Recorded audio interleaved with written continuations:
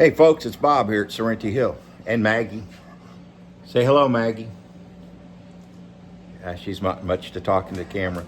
Well, it's been a week now that we moved into the house, and I must say we're enjoying it. We've had some nice meals. Now I have some space to work and a stove that gets good and hot.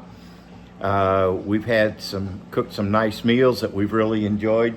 Been putting stuff up in cabinets. I've got a couple indoor projects that I'm trying to get finished up to make things look a little nicer in here. And then I'll be setting up my workshop out in the garage. I got some more boxes and stuff I got to get out of the way. That's part of the reason I'm working on some inside stuff, is so that I can get some of these boxes in here and out of my way so that I can have room to set up my workshop, because then I got to make cabinet doors. I've got all the shelves in my built-in unit. We'll be loading stuff into these shelves probably later this afternoon, this evening when Debbie gets home. It looks kind of nice there. I put these in yesterday, but the poly on them was just dry to the touch, and I wanted to give it at least overnight, hopefully 24 hours, to get good and cured and hard and set up before I go putting stuff on there. But I think the built-in unit looks pretty nice there. Got my stereo set up. I can listen to music. Oh, I got that got this other one mounted here. It only fell on me once while I was doing it. So it's secured, so I don't have to worry about it falling. And today I'm working in the bedroom. What I'm doing, I went and bought some more of that Blue Stain Pine Tongue and Groove, and it's some pretty stuff. I know it's not for everyone, but we really like it. So I got the paneling up on the inside of the half bath. Got my ceiling fan in and got the paneling done. I'll paint this. It's primed. I want to paint it with a nice coat of white paint that'll cover, and I'll be able to cover up my nail holes and all that. And I'll be getting a vanity to put in here, so I have a sink to wash my hands. But right now we have toilet and lights. So since I got those walls in, and you see the shims here, what I had to do is some of these 2x4s are not straight. So if you just attach the paneling straight to the 2x4, well, you can end up with wonky walls. And so what I did is I've got some shims here between the paneling and the crooked 2x4 so that my wall is good and straight, and it looks nice inside. I'm going to be taking the TV that's in the RV. Right now it's a 32-inch TV. I'll be taking it and mounting it to the wall. And to do that, instead of tying it to the tongue and groove and putting all that weight on the tongue and groove, I got a piece of 2x6 here, and I will mount it to that 2x6. Now I'll put some, I'll have a good gauge as far as where the bottom of it is, because it's just touching the top of this outlet box that I put in. That's where the TV will plug in. But it's one of those swiveling things so it can come out away from the wall and be closer to the wall, so it won't be in the way as you're walking through. But I'm putting that piece of 2x4 there. The mounting surface for the bracket is 4.7 inches, and this is a 2x6, so it's 5.5. So it'll take up most of this, but that way my bracket, instead of being mounted to the tongue and groove, which is 3/4 inch thick and held on by finish nails, is going to be mounted to this piece of 2x6 that's going to be held in with 3-inch screws.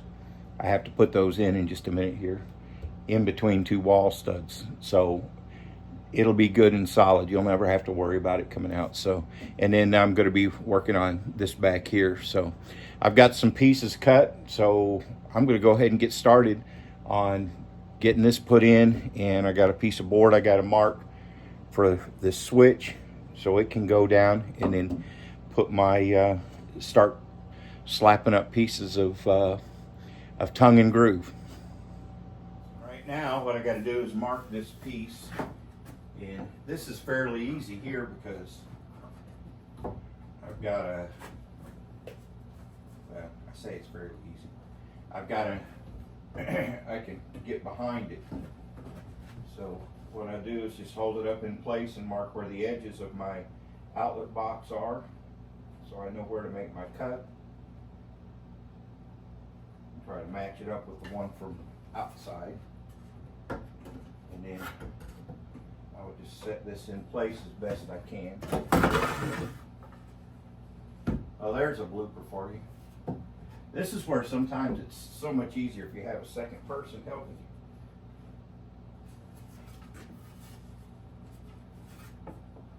you. Tell you what I'm going to do. I'm going to do it the old-fashioned way, measure with the tape measure. So from the bottom of the groove, I got to come up 2 3/4 inches.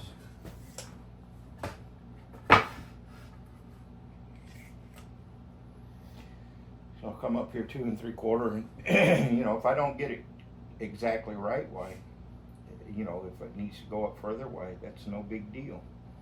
I can do that.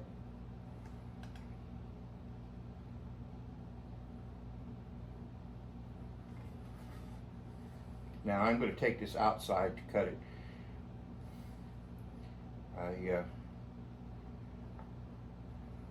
I used to do all this work in the house, but I'm trying to keep all the sawdust out.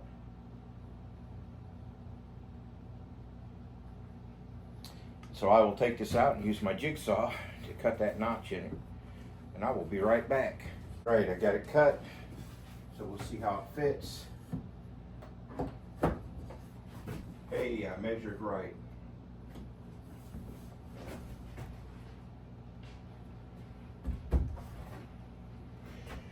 Oh, I measured right. I like when that happens.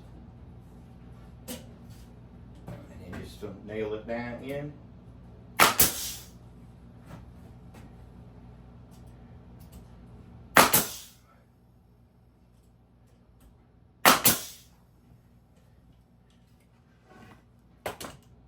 Well, this is some pretty stuff, isn't it? Look at that. Oh, I am getting some sawdust in here. Alright. Pretty close to having to fit another one.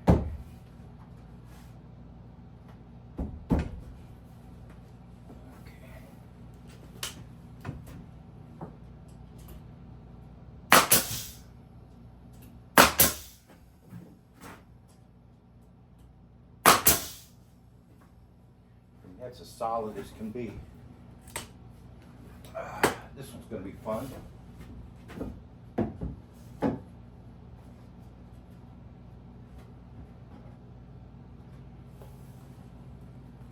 I have to mark where my outlet is.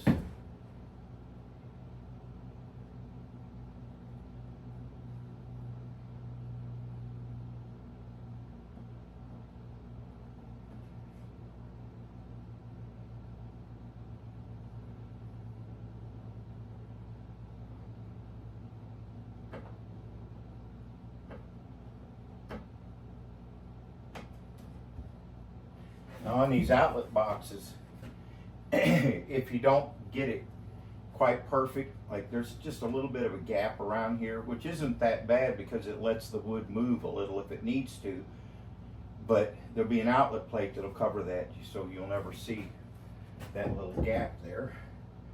And then I need to figure out how far down I've got to go.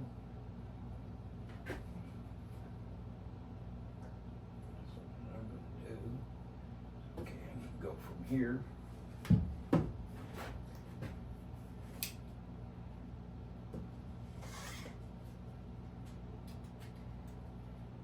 So I need to go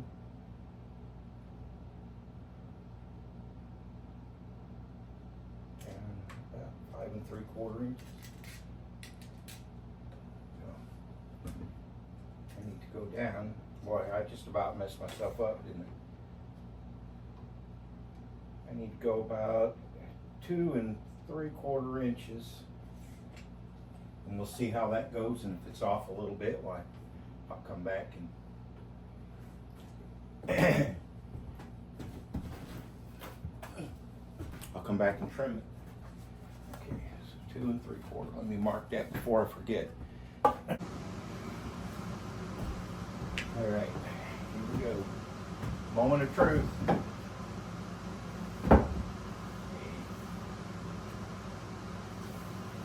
And it fits. First time. Sorry for laughing. But that's something to celebrate.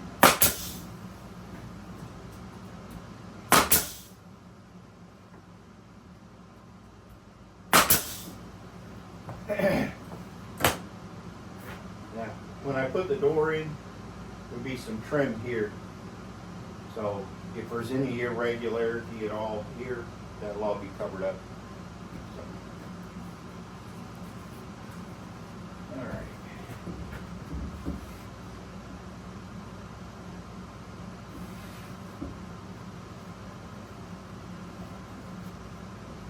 My pencil.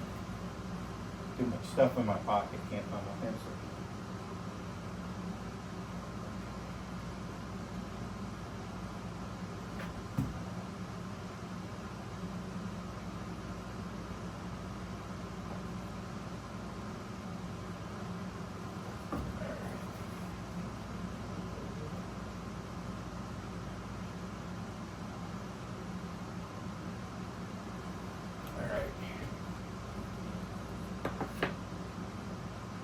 Sometimes I make a little mark for myself so I know which way I'm cutting, so I don't forget. And come up 1.5 inches.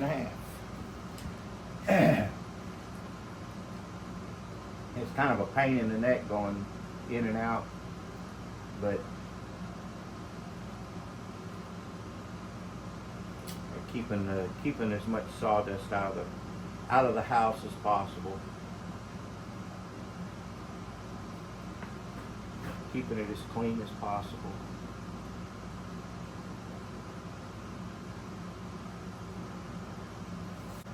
And back with the other one. Boom.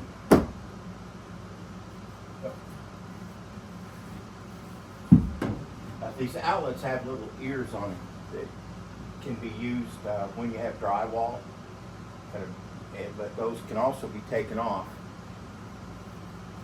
because they stick up and sometimes they get in the way of the wood. So they're kind of pre-scored like knockouts, so you just push them a couple times, they come off.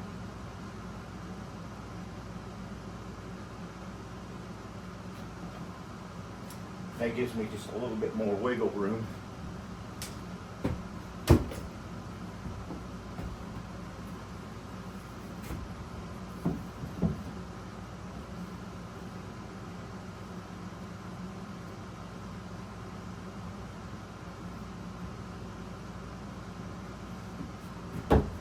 There we go. That one. The rest of it's easy.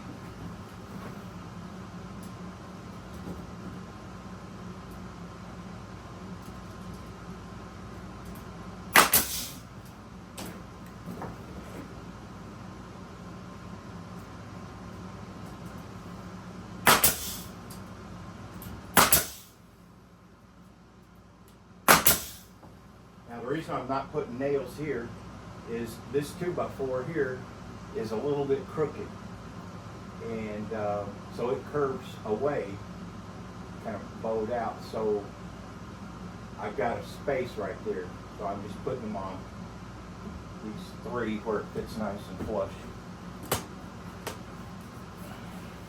Isn't that pretty?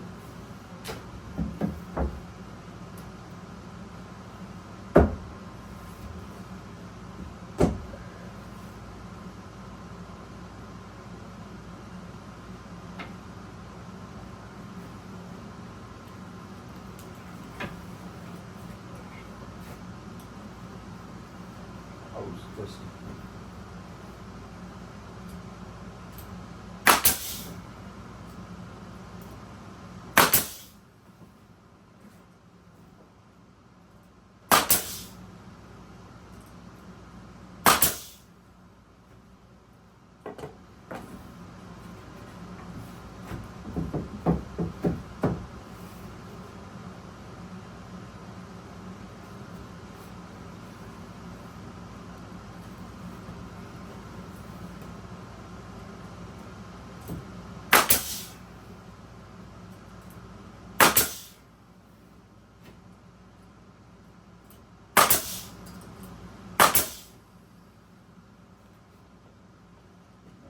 here. This will be quick because there's nothing to go around, nothing to trim around.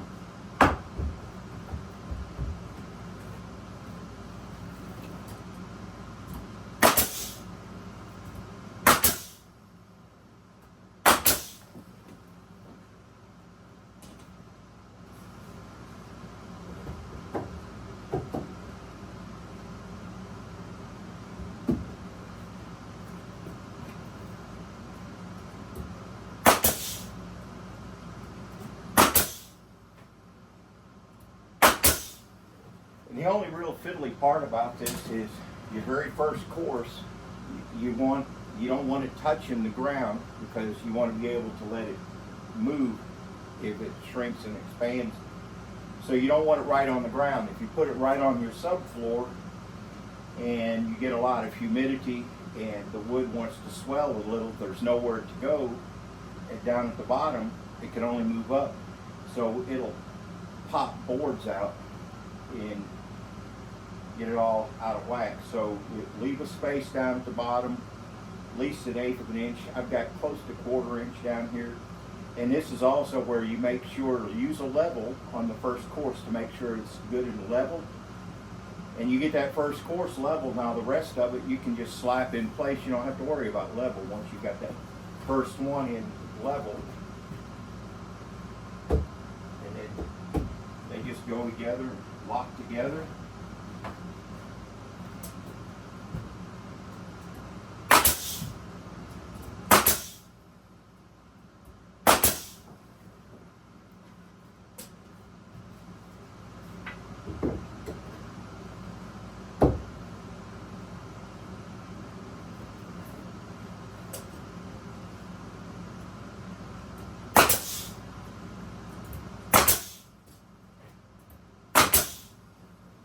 I'm using 1.5 inch finish nails here.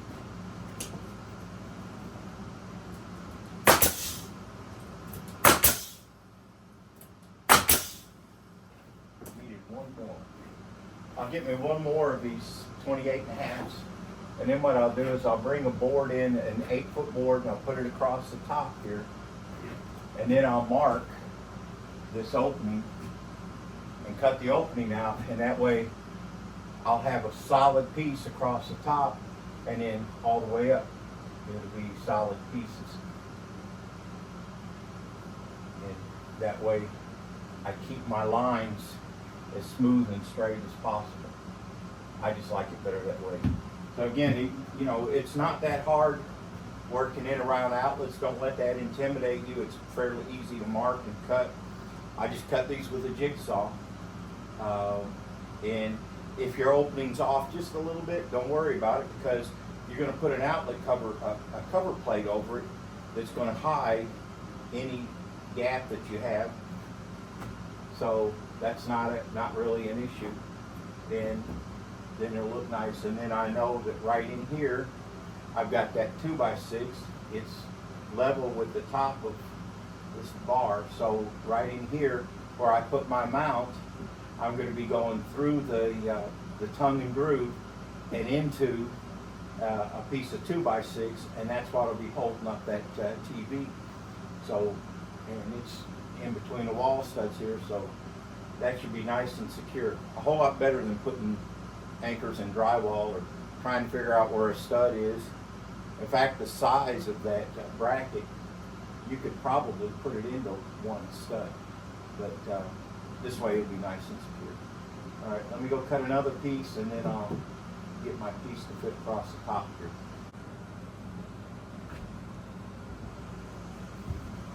Okay. Well, I rebooted on that one. What I did is I've got a piece that goes from the wall over here, and it ends at the, well, basically it ends at the jack stud, and then from the king stud on over to the to this past the header on this other door to finish up this wall. I will go with the solid piece. I've got that measured out. What I got to do is set that in place. If I can do that without too much difficulty. I got my ladder on the other side. Okay. That lays up pretty good. Flat across the top. So now what I do is I'll go up on my ladder and I'll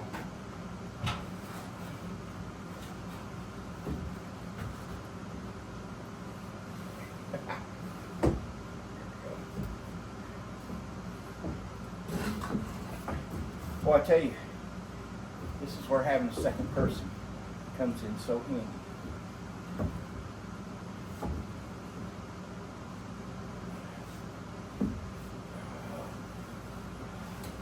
Oh, mercy.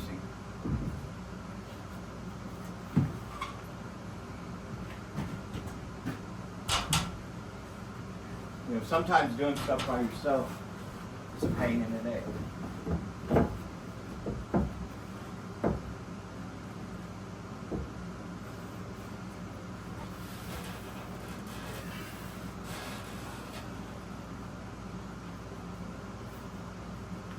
What I envisioned is that I would just very simply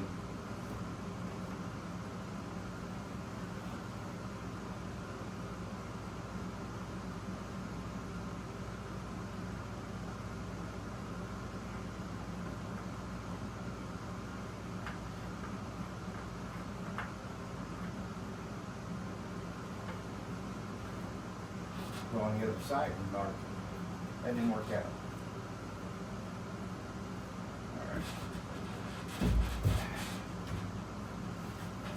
So now I got this one marked where I got to cut for my door opening, and I'll go out and cut that, and then come in and put it in place. All right, now we'll see how this fits.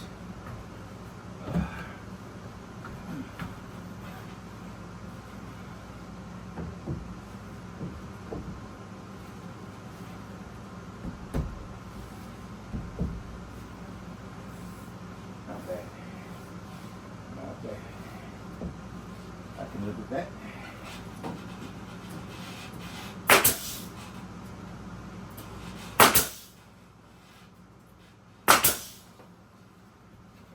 Move my ladder and nail down the other side.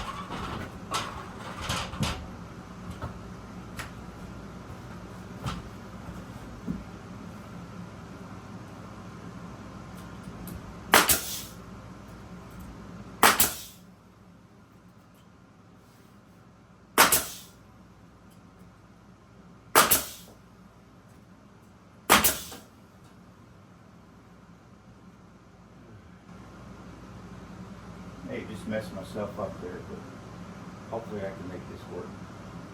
I'll have to trim the tongue off the piece that goes up here to get it to fit. But anyway, straight across. And now I'll get the next piece. I'll make a full long piece. It'll come to right about here, and then I'll use a short piece across here. And then will come the fun part of fitting it in up at the ceiling.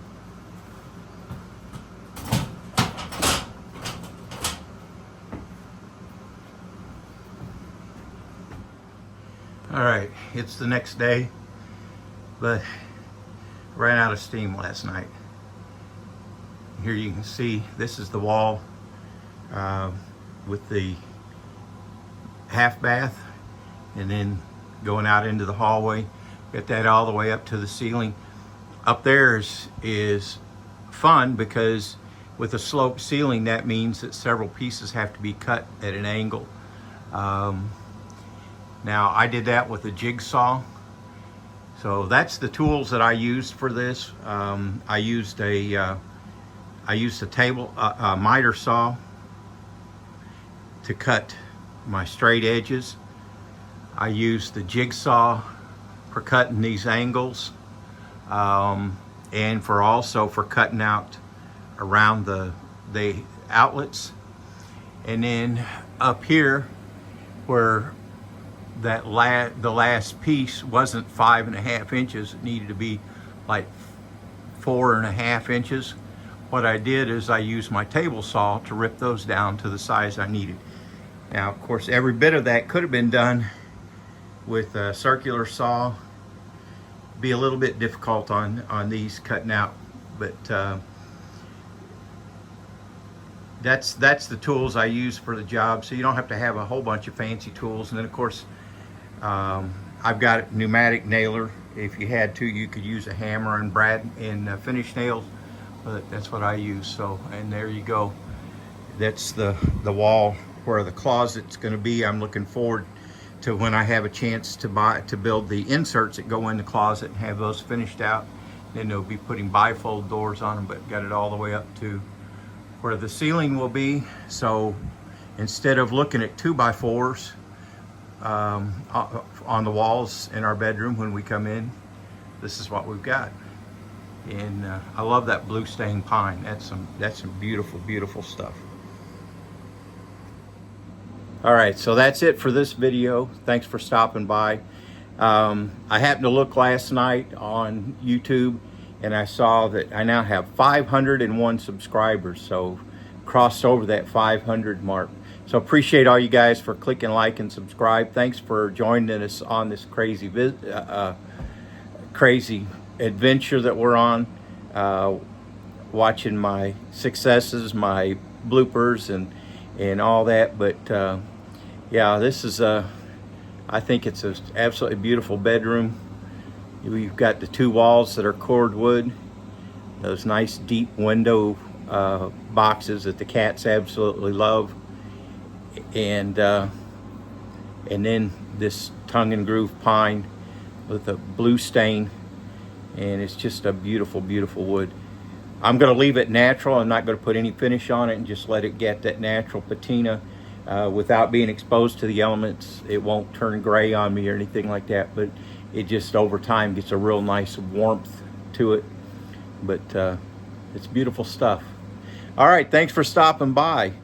Don't forget to get out there and do something. Make things happen for yourself. Make your dreams come true. You're not going to regret it if you do. This is Bob at Serenity Hill thanking you, and we will see you on the next one. Bye now.